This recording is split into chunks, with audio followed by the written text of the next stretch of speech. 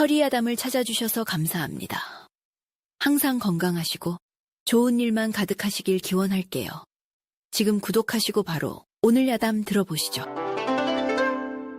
청난 파도가 모든 것을 집어삼키던 폭풍우의 밤이었습니다. 젊은 어부 풍도는 홀어머니의 약값을 마련하기 위해 무리하게 바다로 나섰다가 집채만한 파도에 휩쓸려 작은 쪽배와 함께 부서지고 말았습니다. 그는 필사적으로 부서진 뱃조각 하나를 붙잡고 버텼지만 이내 정신을 잃고 검고 차가운 심연 속으로 빠져들었습니다. 얼마나 시간이 흘렀을까? 그의 뺨을 간지리는 따스한 햇살과 부드러운 모래의 감촉의 풍도는 겨우 눈을 떴습니다. 하지만 그는 자신을 둘러싼 기이한 광경에 숨을 멈췄습니다. 수십 명의 여인들이 그를 창과 작살로 에워싼 채 내려다보고 있었던 것입니다. 여인들의 모습은 풍도가 지금까지 보아왔던 육지의 아녀자들과는 사뭇 달랐습니다.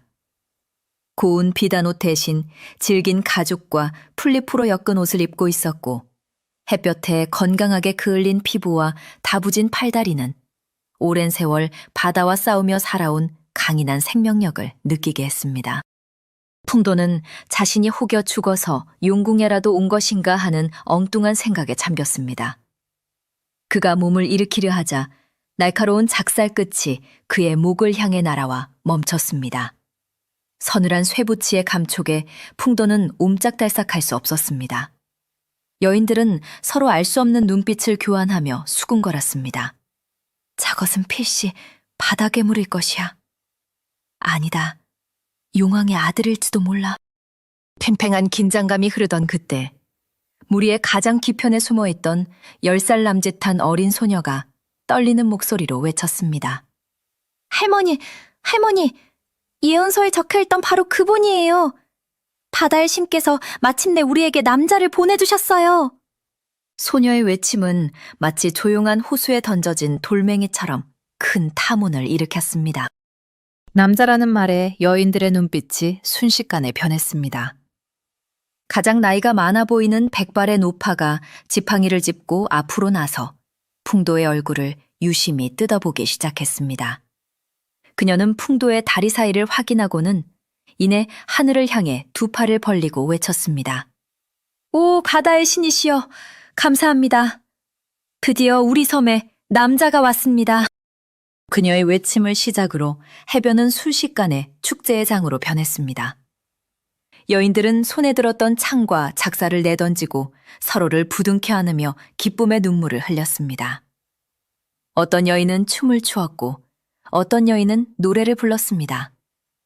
방금 전까지만 해도 자신을 죽일 듯이 노려보던 이들의 갑작스러운 태도 변화에 풍도는 어안이 벙벙하여 그저 눈만 끔뻑거릴 뿐이었습니다.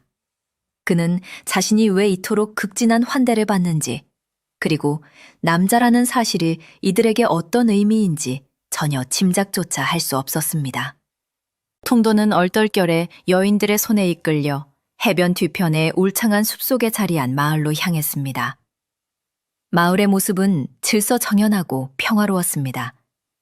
튼튼한 통나무집들이 옹기종기 모여 있었고 밭에는 온갖 푸성귀와 과일나무가 풍성하게 자라고 있었습니다. 여인들은 각자 맡은 역할에 따라 바쁘게 움직였습니다. 어떤 이는 그물을 손질하고 있었고 어떤 이는 불을 피워 음식을 만들고 있었습니다. 남자들의 흔적이라고는 어디에서도 찾아볼 수 없었지만 마을은 부족함 없이 자급자족하며 활기차게 돌아가고 있었습니다. 풍도는 마을의 가장 큰 통나무집으로 안내되었고 그곳에서 백발의 노파, 즉 이 섬의 정신적 지주인 바다 할머니로부터 이 섬의 기막힌 사연을 전해 듣게 되었습니다. 이 섬의 이름은 여인섬으로 지도에도 나와 있지 않은 망망대해의 외딴 섬이었습니다. 본래는 다른 섬들처럼 남녀가 어우러져 살던 평범한 어촌이었지만 끔찍한 비극이 섬을 덮쳤다고 합니다. 섬의 모든 장정들이 더 큰 고기를 잡겠다며 함께 배를 타고 먼 바다로 나갔다가 갑작스러운 태풍에 휩쓸려 단 한 명도 돌아오지 못했던 것입니다. 졸지에 남편과 아들, 아버지를 모두 잃은 여인들은 절망에 빠졌지만 억척스럽게 살아남아 그들만의 공동체를 이루었습니다. 그들은 남자들이 하던 뱃일과 사냥까지 도맡으며 꿋꿋하게 섬을 지켜왔지만 단 한 가지, 결코 해결할 수 없는 문제가 있었습니다. 바로 더 이상 아이가 태어나지 않는다는 것이었습니다. 이대로 가다가는 섬의 대가 완전히 끊길 절체절명의 위기에 처한 것이었습니다. 그들이 유일하게 의지한 것은 섬에서 대대로 내려오는 낡은 예언서의 한 구절이었습니다. 섬의 눈물이 바다를 채울 때 바다의 신께서 파도를 타고 귀한 사내를 보내주시리니 그가 섬의 새로운 생명을 싹 틔우리라. 여인들은 이 예언 하나만을 굳게 믿으며 매일같이 바다를 향해 기도를 드려왔습니다. 그리고 바로 오늘 풍도가 파도에 떠밀려 해변으로 온 것입니다. 그의 등장은 여인들에게 절망의 끝에서 찾아온 유일한 희망이자 신의 응답 그 자체였습니다. 모든 설명을 들은 풍도는 입을 다물지 못했습니다. 자신이 졸지의 한 섬의 운명을 책임져야 할 구원자가 되었다는 사실을 도저히 믿을 수가 없었습니다. 그가 상황을 파악하기도 전에 바깥에서 기다리고 있던 젊은 처녀 하나가 불쑥 문을 열고 들어와 그의 앞에 덥석 큰 절을 올렸습니다. 그녀는 수줍은 얼굴로 하지만 단호한 목소리로 외쳤습니다. 사방님, 부디 저의 사방님이 되어주십시오. 제가 평생을 모시고 살겠습니다. 그녀의 외침을 시작으로 밖에서 엿듣고 있던 다른 처녀들도 너도 나도 집 안으로 뛰어들어와 풍도의 바짓가랑이를 붙잡고 아닙니다. 제 서방님이십니다. 제가 먼저 차지했습니다. 라며 아우성을 치기 시작했습니다. 풍도는 여인들의 뜨거운 구애에 둘러싸여 기쁨보다는 공포에 가까운 감정을 느끼며 진땀을 흘렸습니다. 풍도의 등장은 여인섬에 잠들어 있던 생기와 욕망을 일시에 깨웠습니다. 여인들은 아침에 눈을 뜨자마자 풍도의 숙소 앞으로 몰려가 그의 얼굴을 한 번이라도 더 보려 애썼고 밤에는 그의 일거수일투족을 엿보기 위해 창문 주변을 서성였습니다. 이제 갓 혼기가 찬 젊은 처녀들은 물론이고 오래전 남편을 잃고 수절해온 중년의 여인들까지 합세하여 풍도를 차지하기 위한 보이지 않는 전쟁을 시작했습니다. 그들의 구애 방식은 순박하면서도 매우 적극적이었습니다. 어떤 여인은 자신이 직접 잡은 가장 큰 물고기를 그의 앞에 바쳤고 어떤 여인은 자신이 밤새도록 짠 고운 삼배 옷감을 선물하며 자신의 솜씨를 뽐냈습니다. 풍도는 아침에 눈을 뜨면 숙소 문 앞에 잘 익은 과일과 조개 껍데기 목걸이가 산더미처럼 쌓여 있는 것을 발견하곤 했습니다. 그가 잠시 산책이라도 나설라 치면 어디선가 나타난 여인들이 그의 앞길을 막아서고는 사방님, 제 노래 한 곡 좀 들어보시겠습니까? 사방님, 제가 어깨를 주물러 드리겠습니다. 라며 낯뜨거운 제안을 해왔습니다. 심지어 섬 제1의 사냥꾼으로 소문난 화란이라는 처녀는 거대한 멧돼지를 맨손으로 때려잡아 그의 숙소 앞에 던져놓고는 이것이 바로 사방님을 향한 제 마음입니다. 라고 외쳐 풍도를 기겁하게 만들기도 했습니다. 그의 모든 행동은 여인들의 관심과 해석의 대상이 되었습니다.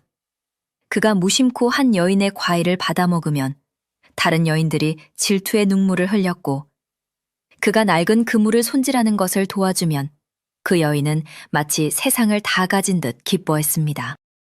풍도는 난생 처음 겪어보는 이러한 과도한 관심에 몸둘 바를 몰랐습니다. 그는 본래 순박하고 조용한 성품의 산이었습니다. 육지에서는 그저 평범한 어부였던 자신이 이곳에서는 마치 전설 속의 영웅이나 진귀한 동물처럼 취급받는 상황이 너무나도 부담스럽고 혼란스러웠습니다. 그는 밤에도 편히 잠을 이룰 수 없었습니다.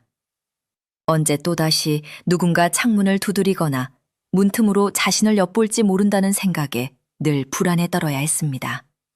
그는 여인들의 순수한 호의를 무시할 수도 없었지만 그들의 기대를 감당할 자신도 없었습니다. 그는 자신을 둘러싼 이 뜨거운 소란 속에서 육지에 홀로 계실 늙은 어머니를 떠올리며 깊은 시름에 잠겼습니다. 여인들의 경쟁이 과열되면서 평화롭던 마을에는 점차 분열의 조짐이 보이기 시작했습니다. 서로 친하게 지내던 이웃 사촌이 풍도를 사이에 두고 머리채를 잡고 싸우는 일이 벌어지는가 하면 자신의 딸을 풍도에게 시집 보내기 위해 다른 처녀를 험담하는 어머니도 생겨났습니다.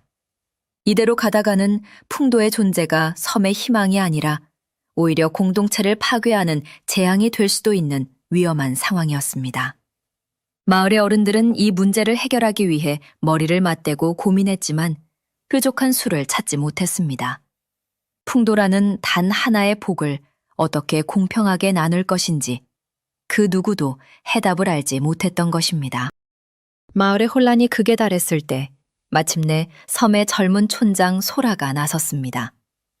어린 나이에도 불구하고 강한 책임감과 현명한 판단력으로 섬 사람들의 두터운 신임을 받고 있었습니다. 그녀는 자신의 어머니가 병으로 일찍 세상을 떠난 후 바다 할머니의 가르침을 받으며 차기 지도자로 성장해온 인물이었습니다. 그녀는 풍도를 차지하기 위해 이성을 잃고 다투는 여인들을 마을 광장으로 모두 불러 모았습니다. 그녀의 얼굴은 평소의 온화함 대신 서리빨처럼 차갑고 단호한 표정이었습니다. 그녀는 광장에 모인 수십 명의 여인들을 차례로 둘러보며 나지막하지만 힘있는 목소리로 입을 열었습니다.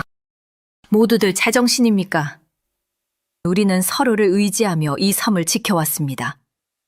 그런데 어디서 굴러들어왔는지도 모를 사내 하나 때문에 평생을 함께한 이웃과 등을 돌리고 싸우는 것이 과연 옳은 일입니까?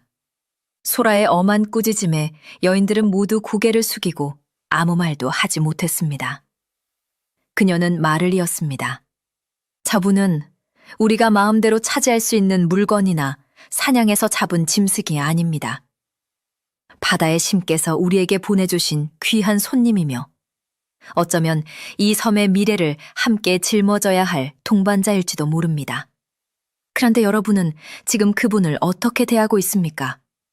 마치 굶주린 승냥이 떼처럼 달려들어 그분을 두려움에 떨게 하고 있지 않습니까? 이것은 손님에 대한 예의가 아니며 우리 여인섬의 자존심을 스스로 짓밟는 어리석은 행동입니다. 소라의 의침은 여인들의 뜨거워진 머리를 식히기에 충분했습니다. 그들은 자신들의 행동이 얼마나 경솔하고 부끄러웠는지를 깨닫고 깊이 반성하기 시작했습니다. 소라는 이어서 풍도를 대하는 새로운 규율을 선포했습니다. 앞으로 그 누구도 허락 없이 풍도의 숙소에 접근하거나 그에게 사적인 만남을 강요해서는 안 된다는 것이었습니다. 풍도의 거취와 역할은 마을의 규율에 따라 모든 사람이 동의할 수 있는 공정한 절차를 통해 결정할 것이라고 못 박았습니다. 그녀의 단호한 중재 덕분에 마을은 간신히 질서를 되찾았고 풍도는 비로소 숨막히는 구애의 압박에서 벗어나 한숨을 돌릴 수 있게 되었습니다. 하지만 소라의 마음은 편치 않았습니다. 그녀 역시 섬의 미래를 걱정하는 한 명의 여인이었고 풍도의 존재가 절실하다는 것을 누구보다 잘 알고 있었습니다. 다만 그녀는 다른 여인들처럼 감정에 휩쓸리는 대신 촌장으로서 이성적으로 상황을 판단해야만 했습니다. 그녀는 풍도를 처음 본 순간부터 그가 정말 예언 속의 인물인지 혹시 섬에 해를 끼칠 위험한 사람은 아닌지 냉정하게 관찰하고 있었습니다. 그녀는 풍도에게 다가가 다른 여인들과는 전혀 다른 차가운 눈빛으로 경고했습니다. 당신이 누구이며 어디서 왔는지 나는 아직 믿을 수 없습니다. 당신이 머무는 동안 이곳의 규율을 철저히 따라야 할 것입니다. 만약 섬의 평화를 해치는 섣부른 행동을 한다면 나는 촌장으로서 당신을 결코 용납하지 않겠습니다. 그녀의 말은 풍도를 향한 섬의 기대가 단순한 환대가 아님을 분명히 보여주는 것이었습니다. 소라의 중재로 마을의 질서는 어느 정도 회복되었지만 근본적인 문제는 해결되지 않았습니다. 풍도를 어떻게 할 것인가에 대한 여인들의 열망은 여전히 들끓고 있었습니다. 이대로 시간을 끌다가는 또다시 갈등이 불거질 것이 분명했습니다. 고심하던 바다 할머니는 마침내 섬의 운명을 건 중대한 결정을 내렸습니다. 그녀는 모든 여인들을 다시 광장으로 불러 모아 아주 오래전 섬에서 행해졌던 전통적인 배우자 선택 방식인 최고의 신부감 선발대회를 개최할 것을 선포했습니다. 그녀는 낭낭한 목소리로 외쳤습니다. 우리 섬의 대를 이을 귀한 사내의 아내는 그에 걸맞은 최고의 자질을 갖춘 여인이어야만 한다.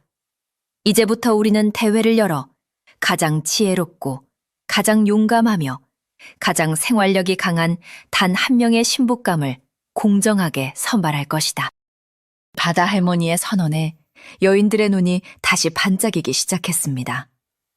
무질서한 경쟁 대신 정정당당하게 실력으로 풍도를 차지할 수 있는 기회가 열린 것입니다.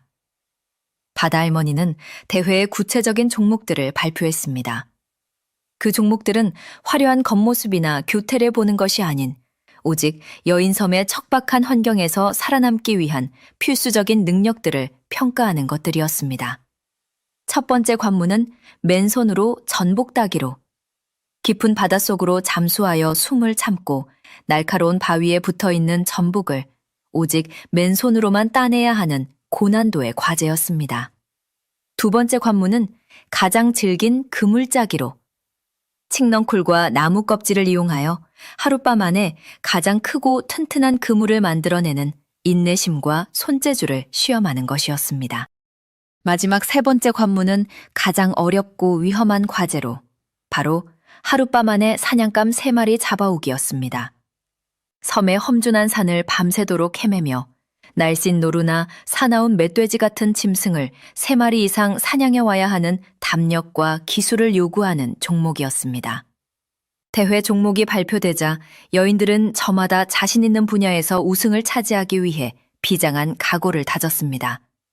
특히 섬 제1의 미녀 사냥꾼으로 불리는 화라는 콧대를 세우며 자신만만하게 외쳤습니다. 사냥이라면 이 화란을 따라올 자가 없지. 서방님은 이미 내 차지가 된 것이나 다름없다. 그녀는 자신의 활과 창을 손질하며 다른 경쟁자들을 견제의 눈빛으로 쏘아보았습니다. 대회 소식을 전해들은 풍도는 더욱 난감한 처지에 놓였습니다. 그는 자신이 마치 경매에 붙여진 물건이나 싸움에서 이긴 자가 차지하는 전리품이 된 것 같은 기분에 휩싸였습니다. 그는 여인들의 진지한 경쟁을 말릴 수도 없었고 그저 이 기이한 상황이 빨리 끝나기만을 바랄 뿐이었습니다. 그는 대회의 승자가 누가 되든 자신은 그 결과를 받아들일 수 없다고 생각했습니다. 그의 마음속에는 오직 육지에 계신 어머니에게 돌아가야 한다는 생각뿐이었습니다. 하지만 그의 의지와는 상관없이 섬의 모든 여인들은 이제 그를 얻기 위한 목숨을 건 경쟁의 소용돌이 속으로 기꺼이 몸을 던질 준비를 마친 상태였습니다. 최고의 신부감 선발대회가 시작되자 여인섬은 그야말로 뜨거운 경쟁의 열기로 가득 찼습니다. 여인들은 자신의 능력을 증명하기 위해 거친 파도 속으로 몸을 던져 전복을 땄고 밤을 새워가며 튼튼한 그물을 짰습니다. 그들의 용맹하고 생활력 강한 모습은 경이롭기까지 했습니다. 하지만 풍도는 그 광경을 지켜보며 깊은 무력감과 소외감을 느꼈습니다. 그는 평생을 배 위에서 살아온 어부였지만 이 섬의 여인들처럼 맨몸으로 바다에 뛰어들어 사냥을 할 자신은 없었습니다. 그물질은 자신 있었지만 칡넝쿨로 그물을 짜는 것은 생전 처음 보는 기술이었습니다. 사냥은 말할 것도 없었습니다. 그는 여인들이 정한 강한 남자의 기준에서 보면 한없이 나약하고 쓸모없는 존재일 뿐이었습니다. 대회에 참가한 여인들이 모두 집을 비우자 마을은 낮 동안 텅 비고 한적해졌습니다. 풍도는 홀로 마을을 거닐다가 평소에는 미처 보지 못했던 것들을 발견하기 시작했습니다. 수십 년간 남자들의 손길이 닿지 않은 마을의 살림살이들은 곳곳이 낡고 망가져 있었던 것입니다. 바다 할머니가 거처하는 집의 지붕은 일부가 썩어 비가 오면 물이 셀 것이 뻔했습니다.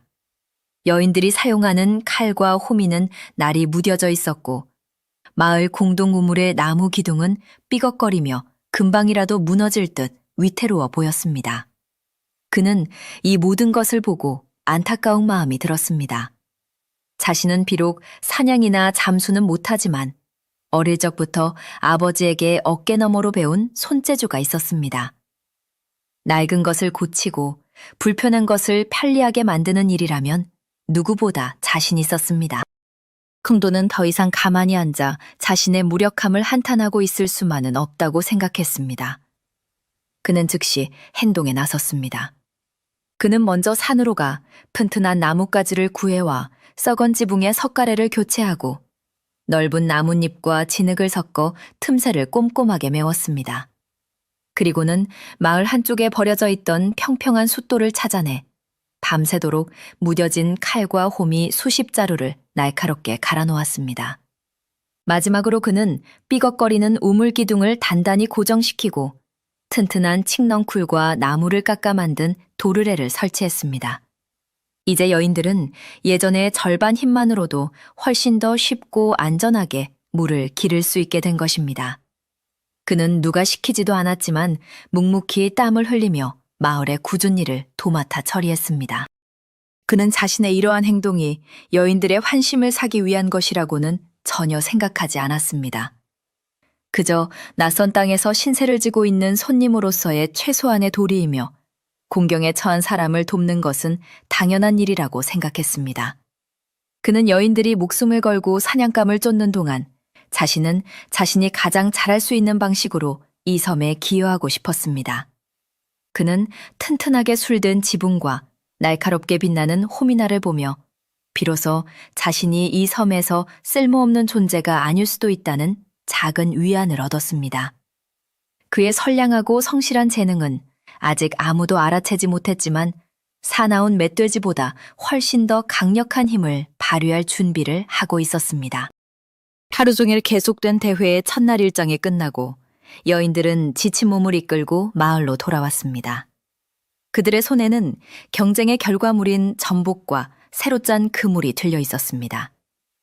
하지만 그들을 맞이한 것은 예상치 못한 놀라운 광경이었습니다. 자신들의 집 부엌에 놓인 칼이 마치 새 것처럼 날카롭게 갈려 있었고 밭에 놓인 호미는 굳은 땅을 가볍게 파고들 정도로 예리하게 변해 있었습니다.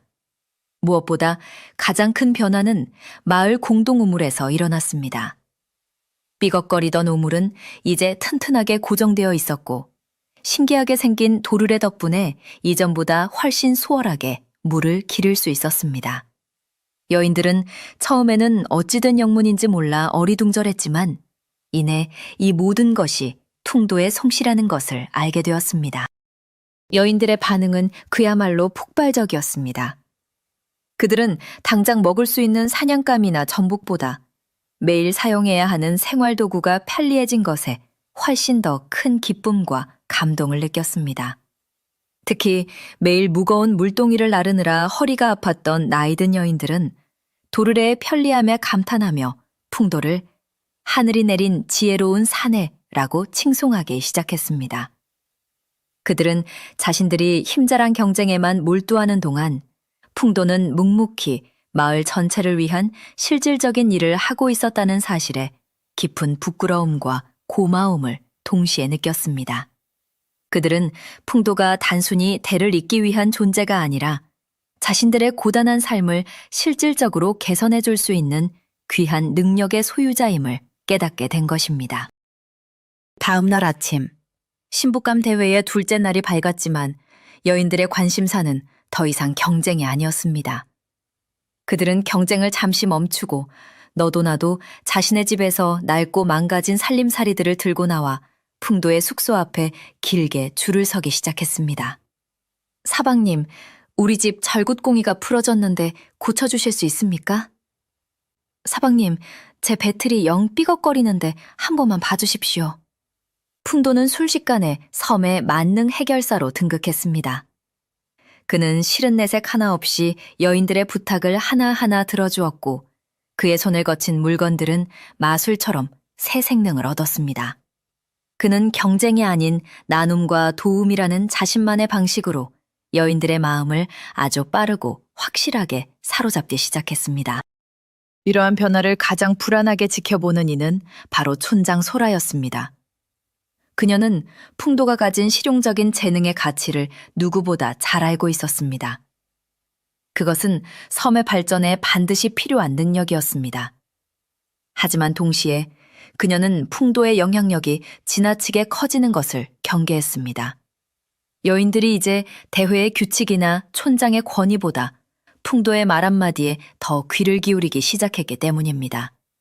그녀는 풍도가 가진 선한 영향력이 과연 섬의 득이 될지 아니면 기존의 질서를 무너뜨리는 독이 될지 판단하기 어려웠습니다.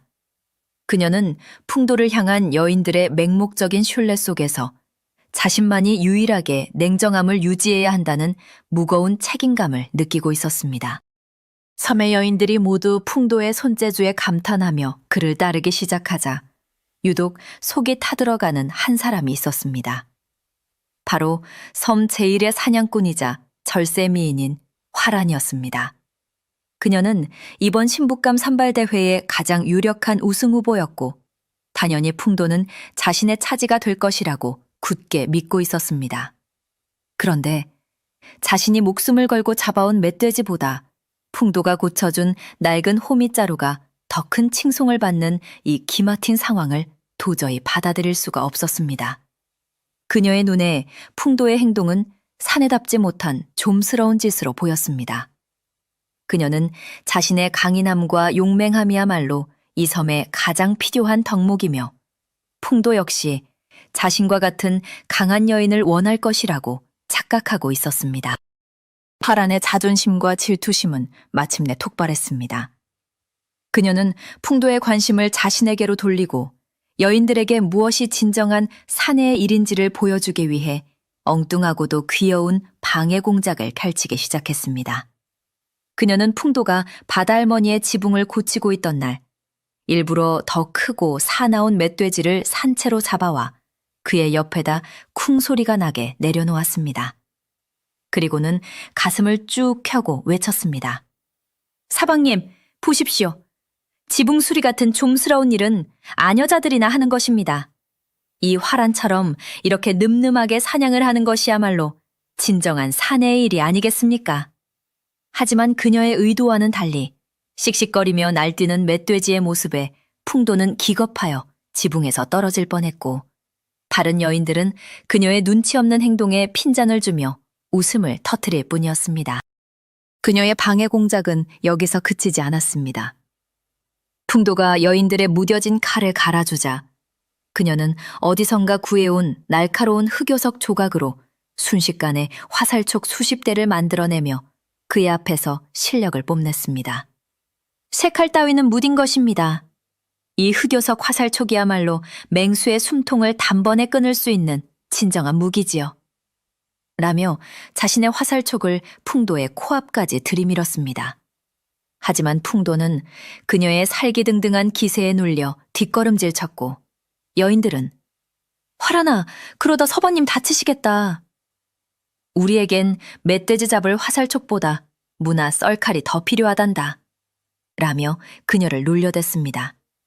그녀의 과격하고 자기중심적인 행동은 풍도의 마음을 얻기는커녕 오히려 그를 더욱 당황스럽고 불편하게 만들 뿐이었습니다. 화란은 자신의 계획이 번번이 실패로 돌아가자 더욱 조바심이 났습니다. 그녀는 마지막 수단으로 자신의 미모를 이용하기로 결심했습니다. 그녀는 섬에서 가장 구하기 힘든 붉은 꽃을 꺾어 머리에 꽂고 가장 고운 가죽옷을 차려입은 채 풍도에게 접근했습니다. 그리고는 교태 섞인 목소리로 사방님, 오늘 밤 달이 참으로 곱습니다. 저와 함께 달구경이라도 라며 말을 건넸지만 눈치 없는 풍도는 그녀의 머리에 꽂힌 꽃을 보며 아, 그 꽃! 어머님께서 무릎이 아프실 때 약으로 쓰시던 것과 비슷하게 생겼군요. 라는 엉뚱한 대답만 할 뿐이었습니다. 화란은 자신의 모든 노력이 수포로 돌아가자 분한 마음에 눈물을 터뜨리며 숲속으로 달려갔고 그 뒷모습을 지켜보는 여인들은 안타까움과 재미가 뒤섞인 웃음을 터뜨렸습니다. 신부감 대회가 흐지부지 되고 풍도가 섬의 실제적인 해결사로 떠오르던 며칠 뒤 여인섬에 진짜 위기가 닥쳤습니다. 섬의 북쪽에서 흘러내려오는 유일한 식수원인 생명샘의 물길이 간밤에 내린 폭우로 굴러떨어진 거대한 낙석에 막혀버린 것입니다. 샘물이 멈추자 마을은 순식간에 공황 상태에 빠졌습니다. 당장 마실 물이 끊긴 것은 물론이고 밭에 댈 물도 없어 애써 키운 곡식들이 모두 말라 죽을 판이었습니다. 이것은 섬 전체의 생존이 걸린 심각한 문제였습니다. 촌장 소라는 즉시 섬에서 가장 힘이 센 여인들을 모두 소집하여 낙석을 치우려 했지만 수십 명이 달라붙어 온 힘을 다해 밀어도 집채만한 바위는 꿈쩍도 하지 않았습니다. 여인들은 절망에 빠졌고 마을에는 무거운 침묵이 흘렀습니다. 이때 상황을 지켜보던 풍도가 두심스럽게 소라에게 다가왔습니다. 그는 무작정 힘으로만 바위를 밀어내는 것은 어리석은 짓이라고 말했습니다. 대신 그는 통나무 여러 개를 이용한 지렛대의 원리를 설명하며 훨씬 적은 힘으로도 바위를 움직일 수 있는 방법을 제안했습니다. 그의 설명은 논리적이고 체계적이었지만 여인들은 생전 처음 들어보는 생소한 이론을 믿지 못하고 의심의 눈초리를 보냈습니다. 산에 장깰 뿐이야. 힘으로 안 되는 일을 어찌 나무 막대기로 해낸단 말인가? 라며 비웃는 이도 있었습니다. 하지만 소라는 달랐습니다. 그녀는 그동안 풍도가 보여준 지혜와 문제 해결 능력을 믿어보기로 결심했습니다. 그녀는 촌장으로서 마지막 희망을 그의 지혜에 걸어보기로 한 것입니다. 소라는 다른 여인들의 눈을 피해 그날 밤 풍도와 단둘이 만나기로 약속했습니다. 낮에는 모두의 반대에 부딪힐 것이 뻔했기 때문입니다. 달빛만이 희미하게 숲을 비추는 깊은 밤, 두 사람은 약속 장소인 생명샘 상류에서 만났습니다. 처음으로 단둘이 마주한 어색한 공기 속에서 그들은 함께 땀운을 흘리며 물길을 막은 낙석을 치우는 작업에 나섰습니다. 풍도는 소라에게 지렛대로 쓸 튼튼한 통나무를 고르는 법과 받침목을 놓을 가장 효율적인 위치를 차근차근 설명해 주었습니다. 소라는 그의 지시에 따라 힘을 쓰고 흙을 파내며 그를 도왔습니다. 두 사람은 촌장과 이방인이 아닌 공동의 목표를 가진 동료로서 서로에게 의지하며 힘을 합쳤습니다. 함께 땀을 흘리는 고된 작업 속에서 두 사람은 서로의 새로운 모습을 발견하기 시작했습니다. 풍도는 언제나 차갑고 단호해 보이기만 하던 소라의 얼굴에서 섬의 미래를 걱정하는 깊은 고뇌와 따뜻한 마음을 읽었습니다. 소라 역시 풍도가 단순히 손재주만 좋은 사내가 아니라 어려운 문제 앞에서 침착하게 해결책을 찾아내는 뛰어난 지혜와 다른 사람을 배려하는 선량한 성품을 지녔음을 알게 되었습니다. 마침내 두 사람의 협력으로 거대한 바위가 쿵 하는 소리와 함께 옆으로 굴러 떨어지고 막혔던 물길이 다시 시원하게 쏟아져 내리는 순간 두 사람은 서로를 마주보며 환한 미소를 지었습니다. 그 순간 그들의 마음속에는 묘한 유대감과 함께 이전에는 느껴보지 못했던 설레는 감정이 조용히 싹트고 있었습니다. 시원하게 쏟아지는 물줄기를 바라보며 소라와 풍도는 잠시 동안 말없이 나란히 앉아 있었습니다. 벅찬 성취감과 함께 둘 사이에는 이전과는 다른 편안하고 따뜻한 공기가 흘렀습니다. 소라는 처음으로 풍도에게 진심 어린 고마움을 표했습니다. 고맙습니다. 당신이 아니었다면 우리 섬은 정말 큰일이 날 뻔했습니다. 당신의 지혜가 우리 모두를 구했습니다. 그녀의 목소리에는 더 이상 경계심이 아닌 존경과 신뢰가 담겨 있었습니다. 풍도는 어색하게 웃으며 손을 내저었습니다. 별 말씀을요. 저야말로 촌장님께서 저를 믿어주신 덕분입니다. 그는 자신을 이방인이 아닌 동료로 인정해준 소라에게 깊은 감사를 느꼈습니다. 두 사람은 마을로 돌아가는 숲길을 나란히 걸었습니다. 울창한 나뭇잎 사이로 쏟아지는 달빛이 신비로운 분위기를 자아냈습니다. 그때 숲의 끝자락에서 탁 트인 밤하늘이 나타났고 풍도는 무심코 하늘을 올려다보다가 그 자리에 우뚝 멈춰섰습니다. 그의 시선은 밤하늘의 한 점, 유난히 밝게 빛나는 북극성에 고정되어 있었습니다. 그는 어부였습니다. 평생을 바다 위에서 별을 보고 길을 찾아온 그에게 북극성은 집의 방향을 알려주는 이정표이자 희망의 상징이었습니다. 그는 홀린 듯이 북극성을 향해 손을 뻗으며 자신도 모르게 나지막에 중얼거렸습니다. 어머니, 저 별만 따라가면 집에 갈 수 있는데. 그의 목소리는 깊은 그리움과 슬픔에 젖어 있었습니다. 풍도의 혼잣말을 들은 소라는 의아한 표정으로 그에게 물었습니다. 어머니라니요? 당신에게 가족이 있었습니까? 그제야 정신을 차린 풍도는 그동안 마음속 깊이 숨겨두었던 자신의 이야기를 소라에게 털어놓기 시작했습니다. 자신에게는 육지에 홀로 계신 늙고 병든 어머니가 있으며 자신이 집을 떠나온 지도 벌써 여러 달이 지났다는 사실을 고백했습니다. 그는 자신이 반드시 돌아가 어머니를 봉양해야만 한다고, 그것이 자식으로서의 마땅한 도리라고 애틋하게 말했습니다. 그의 눈에는 금방이라도 터져나올 듯한 눈물이 가득 고여 있었습니다. 그는 이 섬의 여인들에게는 구원자일지 모르지만 그 이전에 한 사람의 아들이었던 것입니다. 풍도의 절절한 사연을 들은 소라는 큰 충격에 휩싸였습니다. 그녀는 지금까지 풍도를 섬의 대를 잇기 위한 수단이나 공동체를 위한 자원으로만 생각해왔습니다. 그에게도 돌아가야 할 집과 기다리는 가족이 있을 것이라고는 미처 생각하지 못했던 것입니다. 그녀는 처음으로 풍도를 섬의 예언 속 남자가 아닌 자신과 똑같이 가족을 사랑하고 그리워하는 한 사람의 인간으로 바라보게 되었습니다. 그녀의 마음속에는 깊은 연민과 함께 그를 이 섬에 묶어둘 수만은 없다는 복잡한 감정이 피어올랐습니다. 그녀는 섬의 미래를 책임져야 하는 촌장의 의무와 풍도를 인간적으로 이해하고 떠나보내고 싶지 않은 개인적인 감정 사이에서 평생 겪어보지 못한 깊은 갈등에 빠지기 시작했습니다. 생명새 문제가 해결되고 풍도에 대한 여인들의 신뢰가 하늘을 찌르르게 되자 바다 할머니는 흐지부지 되었던 신부감 선발대회를 매듭지어야겠다고 생각했습니다. 하지만 이제 와서 힘이나 기술을 겨루는 것은 무의미했습니다. 풍도는 이미 그런 것들보다 훨씬 더 중요한 지혜와 마음으로 섬 사람들을 구했기 때문입니다.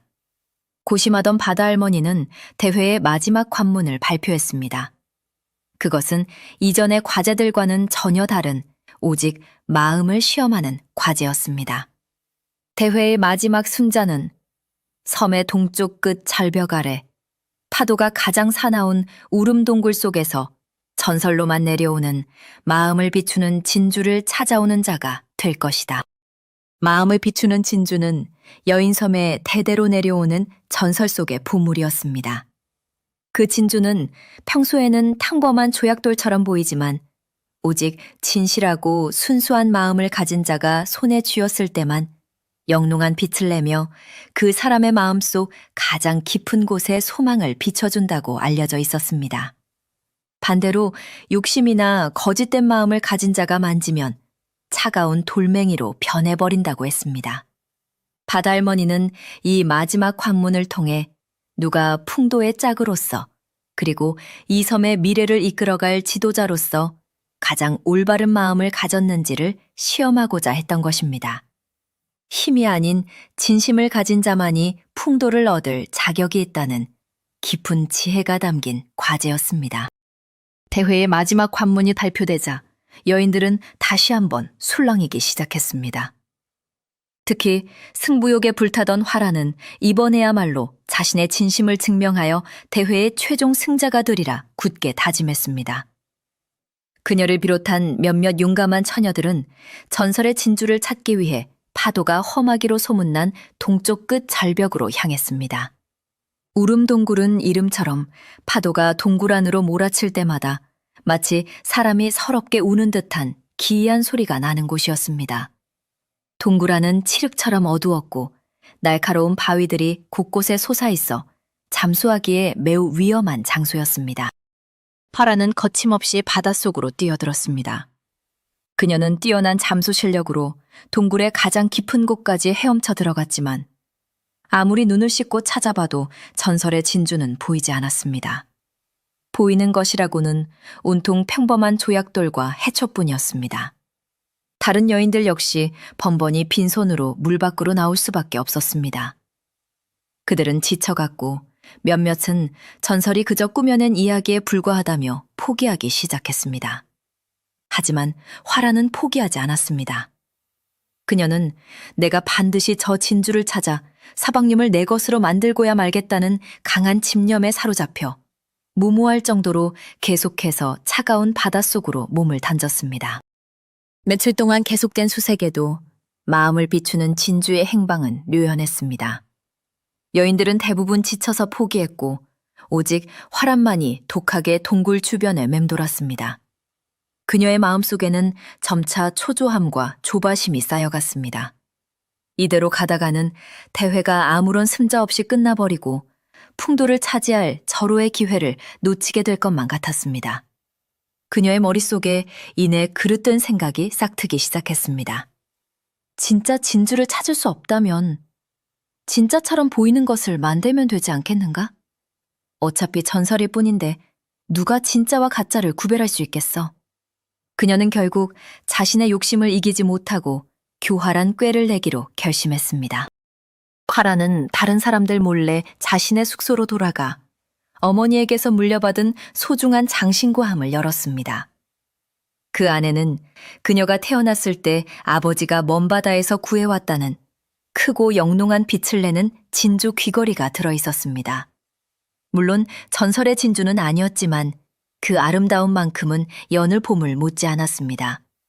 그녀는 그 진주를 귀걸이에서 떼어내 마치 방금 바다에서 건져 올린 것처럼 젖은 해초와 모래를 묻혔습니다. 그리고는 아무도 없는 틈을 타 우름동굴로 달려가 마치 자신이 동굴 속에서 진주를 찾아낸 것처럼 꾸몄습니다. 그녀는 자신의 완벽한 연극에 누구도 속지 않을 리 없다고 확신하며 의기양양하게 마을로 향했습니다. 화라는 마을 광장으로 달려가 자신이 마침내 전설의 진주를 찾아냈다고 큰 소리로 외쳤습니다. 그녀의 손바닥 위에서 영롱하게 빛나는 진주를 본 여인들은 모두 감탄하며 그녀의 주변으로 몰려들었습니다. 그녀는 의심하는 이가 없도록 자신이 얼마나 험한 파도와 싸우며 동굴 깊은 곳에서 진주를 찾아냈는지를 과장 섞인 무용담으로 늘어놓았습니다. 마침내 바다 할머니가 그녀의 앞에 나타났고 화라는 승리를 확신하며 공손하게 두 손으로 진주를 바쳤습니다. 할머니, 제가 마침내 마음을 비추는 진주를 찾아왔습니다. 이제 제가 이 대회의 승자이며 서방님의 아내가 될 자격이 있음을 증명한 것입니다. 그녀의 목소리는 자신감으로 가득 차 있었습니다. 바다 할머니는 아무 말 없이 진주를 받아들고 지그시 눈을 감은 채 진주를 들여다보기 시작했습니다. 광장의 모든 사람들은 숨을 죽이고 결과를 기다렸습니다. 그런데 이상한 일이 벌어졌습니다. 하란의 손에 있을 때만 해도 영롱한 빛을 내던 진주가 바다 할머니의 손에 옮겨지자 점차 그 빛을 잃고 희뿌연 돌멩이처럼 변해가기 시작한 것입니다. 잠시 후 눈을 뜬 바다 할머니는 실망스러운 표정으로 화란을 바라보며 말했습니다. 화란아, 이 진주에는 너의 마음이 비치지 않는구나. 보이는 것이라고는 풍도를 차지하려는 너의 뜨거운 욕심과 우리 모두를 속이려는 거짓된 마음뿐이다. 그 순간 진주는 완전히 빛을 잃고 바닥으로 툭 하고 떨어졌습니다. 모든 거짓말이 들통난 화란은 창피함에 얼굴이 새빨개져 그대로 광장에서 도망치고 말았습니다. 화란의 소동이 있고 며칠 뒤 평화롭던 여인 섬에 검은 그림자가 드리워지기 시작했습니다. 마을의 아이들 몇몇이 원인을 알 수 없는 열병을 앓기 시작한 것입니다. 처음에는 다들 여름에 흔히 겪는 더위병이려니 대수롭지 않게 여겼습니다. 하지만 병세는 좀처럼 나아지지 않았고 오히려 앓는 아이들의 숫자가 점점 더 늘어났습니다. 아이들은 뜨거운 열에 시달리며 온몸에 붉은 반점이 돋아났고 잇몸이 붓고 피를 흘리며 기력을 잃어갔습니다. 섬의 약초에 능한 노인들이 온갖 약초를 다려 먹여 보았지만 아무런 차도가 없었습니다. 불안감은 순식간에 섬 전체로 퍼져나갔고 사람들의 얼굴에서는 웃음기가 사라졌습니다. 병마는 아이들에게만 머물지 않았습니다. 면역력이 약한 노인들이 하나둘씩 같은 증세로 자리에 눕기 시작했습니다. 마을은 아픈 사람들의 신음소리와 그들을 돌보는 가족들의 근심으로 가득 찼습니다. 며칠 전까지만 해도 풍도를 차지하기 위해 경쟁하던 신부감 선발대회 따위는 이제 그 누구의 기억 속에도 남아있지 않았습니다. 여인들은 당장의 생존을 위해 그리고 사랑하는 가족을 지키기 위해 다시 한번 힘을 합쳐야만 하는 절박한 상황에 놓였습니다. 촌장 소라는 밤낮을 가리지 않고 아픈 사람들의 집을 찾아다니며 그들을 돌봤지만 병의 정체를 알 수 없으니 속수무책이었습니다. 그녀는 촌장으로서 무력감과 책임감에 짓눌려 나날이 수척해져 갔습니다. 섬은 공포에 휩싸였습니다. 사람들은 이것이 수십 년간 남자를 맞이하지 못한 섬에 내리는 바다신의 저주라고 수군거리기 시작했습니다. 어떤 이들은 외부에서 온 풍도가 이 병을 가져왔을지도 모른다며 그를 의심의 눈초리로 바라보기까지 했습니다. 하지만 풍도는 자신을 향한 의심의 시선에도 아랑곳하지 않고 소라를 도와 헌신적으로 아픈 사람들을 돌봤습니다.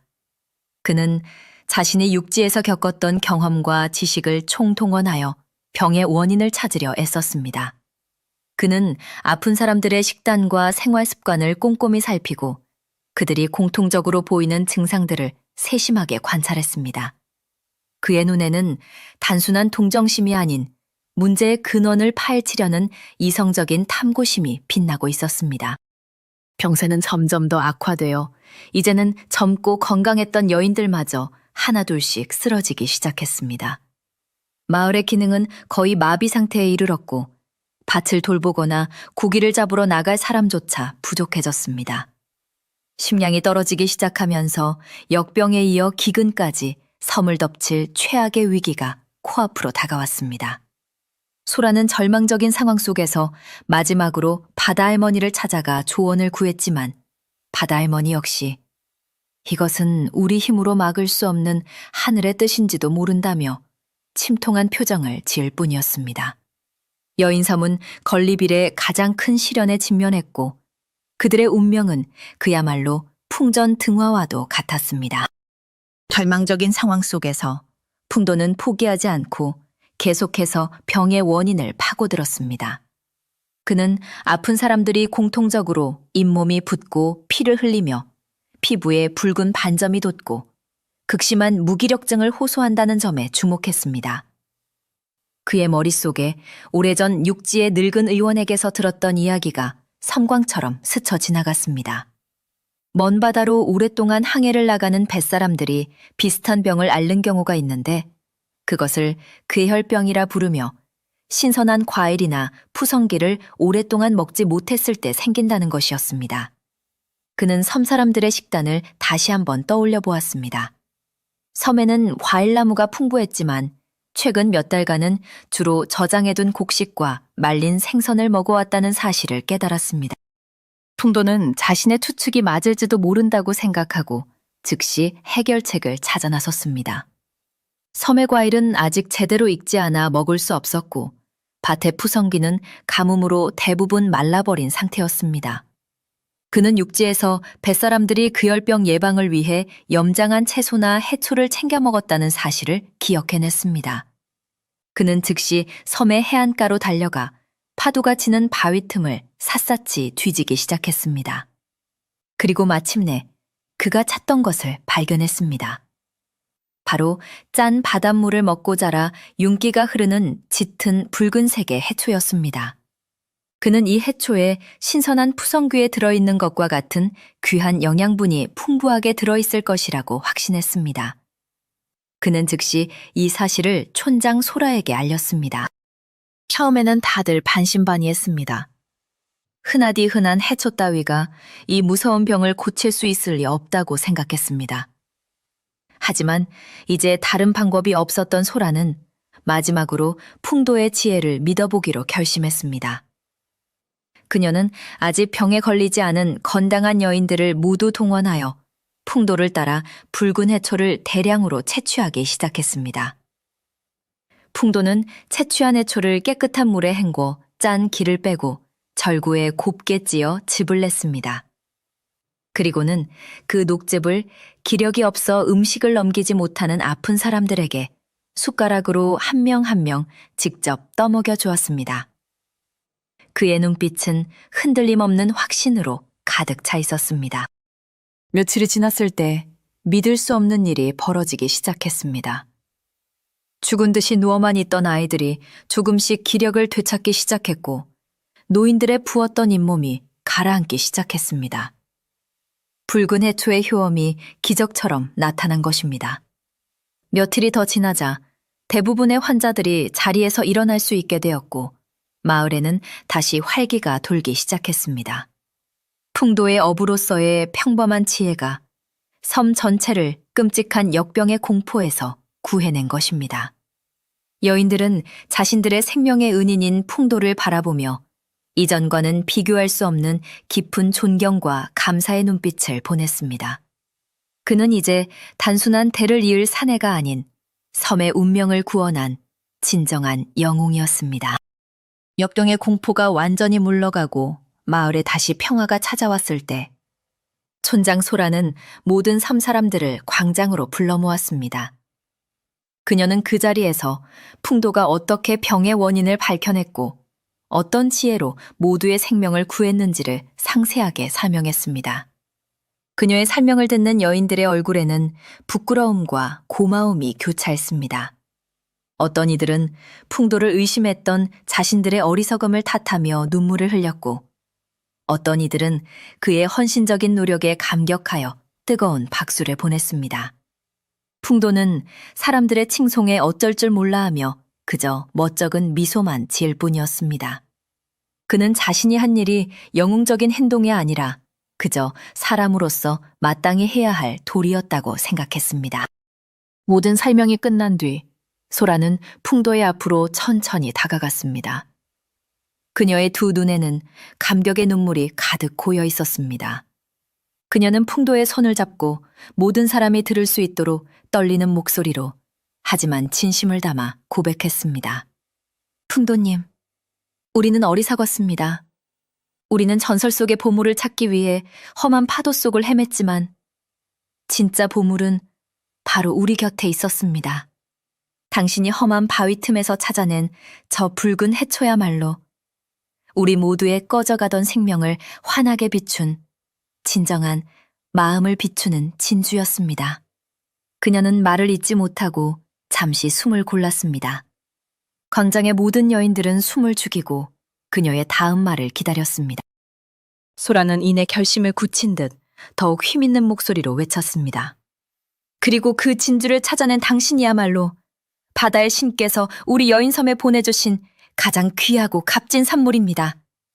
당신은 우리의 생명을 구했을 뿐만 아니라 우리에게 진정한 지혜와 용기가 무엇인지를 가르쳐 주었습니다. 그녀의 고백이 끝나자 광장에서는 우레와 같은 함성과 박수가 터져나왔습니다. 여인들은 더 이상 풍도를 차지하기 위해 경쟁하지 않았습니다. 그들은 이제 한마음으로 풍도를 섬의 진정한 수호자이자 영웅으로 인정하고 그의 뜻을 따르기로 마음먹었습니다. 그 순간 신부감 선발대회는 아무런 의미가 없는 것이 되었고 풍도는 경쟁의 승리자가 아닌 모두의 마음을 얻은 진정한 승리자가 되었습니다. 이 모든 광경을 지켜보던 화라는 조용히 군중의 뒤편으로 물러나 눈물을 훔쳤습니다. 그녀는 자신의 어리석은 욕심과 거짓말이 너무나도 부끄러웠습니다. 그녀는 풍도의 위대한 희생 앞에서 자신이 얼마나 작고 초라한 존재인지를 깨달았습니다. 그녀는 더 이상 풍도를 차지하겠다는 욕심을 부리지 않았습니다. 대신 그녀의 마음속에는 풍도에 대한 깊은 존경심과 그를 진심으로 돕고 싶다는 새로운 마음이 싹트고 있었습니다. 섬을 구한 풍도의 위대한 업적은 비단 역병뿐만 아니라 여인들의 마음속에 있던 이기심과 질투라는 병까지도 깨끗하게 치유해 주었던 것입니다. 역병이 물러가고 섬에 완전한 평화가 찾아오자 바다할머니는 다시 한번 모든 여인들을 광장으로 소집했습니다. 그녀의 얼굴에는 온화하지만 단호한 표정이 서려 있었습니다. 그녀는 이번 사태를 겪으며 섬의 미래에 대한 새로운 결심을 굳힌 듯 했습니다. 그녀는 풍도와 소라를 자신의 앞으로 불러내고 모든 사람이 들을 수 있도록 중대한 발표를 시작했습니다. 모두들 들으시오. 우리는 풍도님을 섬의 대를 이을 한 명의 남편감으로만 생각하는 큰 실수를 저질렀소. 그는 우리에게 생명의 은인이자 새로운 지혜를 가르쳐준 스승이며 이 섬의 앞날을 이끌어갈 든든한 기둥이요. 그녀는 잠시 말을 멈추고 여인들의 얼굴을 하나하나 둘러보았습니다. 따라서 이제 풍도님을 어느 한 사람의 남편으로 묶어두는 것은 무의미하며 오히려 그의 큰 뜻을 가로막는 일이 될 것이요. 이제부터 풍도님은 우리 여인섬 모두의 아들이자 형제이며 든든한 가족이다. 그러니 신부감 경쟁이니 하는 어리석은 생각은 모두 버리도록 하시오. 바다할머니의 선언에 여인들은 모두 고개를 끄덕이며 동의했습니다. 그들은 이제 풍도를 개인적으로 소유하려는 욕심을 완전히 버리고 그를 섬 공동체의 소중한 일원으로 받아들이기로 한 것입니다. 하지만 바다할머니의 발표는 여기서 끝나지 않았습니다. 그녀는 풍도를 향해 몸을 돌리며 그에게 선택의 기회를 주었습니다. 풍도님, 그대는 우리 모두의 가족이 되어 이 섬에 남아주어도 좋소. 하지만 만약 그대의 마음에 품은 단 한 명의 여인이 있다면 나는 섬의 어른으로서 그 인연을 반대하지 않겠소. 그 여인과 혼인하여 우리 여인섬의 새로운 시작을 열어주는 것 또한 그대가 우리에게 베풀 수 있는 또 다른 큰 은혜일 것이요. 바다할머니의 말이 끝나자 광장의 모든 여인들의 시선이 약속이나 한 듯이 풍도와 그의 곁에 서 있는 소라에게로 동시에 쏠렸습니다. 그동안 두 사람이 함께 위기를 극복하며 보여주었던 깊은 유대감과 서로를 향한 애틋한 눈빛을 섬 사람들 모두가 이미 눈치채고 있었기 때문입니다. 소라의 얼굴은 홍당무처럼 붉어졌고 풍도 역시 당황하여 어쩔 줄을 몰라 했습니다. 하지만 그는 더 이상 자신의 마음을 숨길 수 없다는 것을 알았습니다. 그는 용기를 내어 자신도 모르게 소라의 손을 살며시 잡았습니다. 그 작은 행동 하나에 광장에서는 마치 자신들의 일인 양 기쁨의 함성이 터져 나왔습니다. 여인들은 진심으로 두 사람의 인연을 축복해 주었습니다. 특히 화라는 누구보다 큰 목소리로 두 사람의 이름을 외치며 자신의 패배를 깨끗하게 인정하고 그들의 행복을 빌어주었습니다. 섬의 운명을 결정할 마지막 선택은 이제 오롯이 풍도와 소라 두 사람의 손에 달리게 된 것입니다. 모두의 축복 속에서 풍도와 소라의 인연이 공식적으로 인정받게 되자 바다할머니는 마지막으로 섬의 미래에 대한 중요한 이야기를 꺼냈습니다. 그녀는 자신이 평생을 간직해온 낡은 예언서를 다시 펼쳐 보였습니다. 그리고는 예언의 첫 구절을 천천히 하지만 힘있는 목소리로 읽기 시작했습니다. 섬의 눈물이 바다를 채울 때 바다의 신께서 파도를 타고 귀한 사내를 보내주시리니 그가 섬의 새로운 생명을 싹 틔우리라. 우리는 지금까지 이 구절을 한 명의 사내가 와서 우리 섬에 대를 잇게 해줄 것이라는 뜻으로만 해석해왔소. 하지만 나는 이번 일을 겪으며 이 예언에 더 깊은 뜻이 숨겨져 있음을 깨닫게 되었소. 바다할머니는 예언서의 다음 구절을 가리켰습니다. 그곳에는 먼지 쌓인 글씨로 이렇게 적혀 있었습니다. 그 사내는 씨앗을 뿌리는 자가 아니라 닫혀있던 길을 여는 자이다. 그의 지혜는 섬과 육지를 다시 잇는 다리가 될 것이며 새로운 바람이 그 길을 따라 섬으로 불어오리라. 여인들은 지금까지 앞의 구절에만 매달려 이 중요한 뒷부분의 의미를 제대로 헤아리지 못하고 있었던 것입니다. 바다 할머니는 예언의 진짜 의미를 설명하기 시작했습니다. 풍도의 사명은 단순히 한두 명의 아이를 낳아 대를 잇게 하는 것이 아니었습니다. 그의 진짜 사명은 수십 년간 세상과 단절되어 고립되었던 이 여인섬의 닫힌 길을 열어 육지와의 교류를 다시 시작하게 하는 것이었습니다. 여러분, 생각해 보시오. 풍도님은 우리에게 고기 잡는 법이나 사냥하는 법을 가르쳐 주지 않았소. 대신 그는 우리에게 지붕을 고치는 법, 도르래를 쓰는 법, 그리고 붉은 해초의 효능을 알려주었소. 이 모든 것은 육지의 지혜이며 우리가 세상과 단절되어 있는 동안 잊고 있었거나 알지 못했던 것들이요. 그는 우리에게 아이가 아닌 새로운 세상과 만날 수 있는 방법을 가르쳐 주기 위해 온 것입니다. 바다 할머니의 해석에 여인들은 모두 고개를 끄덕이며 감탄했습니다. 그들은 자신들이 얼마나 좁은 생각에 갇혀 있었는지를 깨달았습니다. 섬의 진정한 미래는 한 명의 남자에게 의존하여 대를 잇는 것이 아니라 세상과 다시 교류하며 새로운 가능성을 스스로 열어가는 데 있다는 것을 알게 된 것입니다. 이러한 예언의 재해석은 풍도에게도 큰 의미를 주었습니다. 그는 자신에게 주어진 대를 이어야 한다는 엄청난 부담감에서 벗어날 수 있었습니다. 대신 그에게는 길을 열어야 한다는 새로운 사명이 주어졌습니다. 그것은 바로 육지로 돌아가 이곳 여인섬의 존재를 세상에 알리고 두 세계를 잇는 다리가 되는 것이었습니다. 그는 자신의 어부로서의 경험과 항해술이야말로 이 사명을 완수하는데 가장 중요한 능력이라는 것을 깨달았습니다. 그는 이제 더 이상 섬에 갇힌 표류자가 아니었습니다. 그는 두 세계의 미래를 짊어진 위대한 개척자의 운명을 받아들일 준비를 마친 것입니다. 새로운 사명을 깨달은 풍도는 더 이상 지체할 시간이 없었습니다.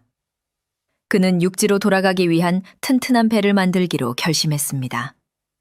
하지만 그의 혼자 힘으로는 역부족이었습니다. 그가 자신의 계획을 이야기하자 촌장 소라를 비롯한 섬의 모든 여인들이 마치 자신의 일인 양 적극적으로 나서서 그를 돕기 시작했습니다. 그들은 더 이상 풍도를 섬에 붙잡아 두려워하지 않았습니다. 오히려 그가 무사히 육지로 돌아가 섬의 미래를 위한 길을 열어주기를 한마음으로 기원하며 힘을 보탰습니다. 섬 전체가 풍도호를 만들기 위한 거대한 작업장으로 변했습니다. 여인들은 각자 자신이 가진 최고의 기술을 아낌없이 발휘했습니다. 섬에서 가장 튼튼한 통나무를 고르는 것은 사냥꾼 화란의 몫이었습니다. 그녀는 산 전체를 샅샅이 뒤져 존벌레 하나 먹지 않은 가장 간단하고 고든 나무들을 골라왔습니다.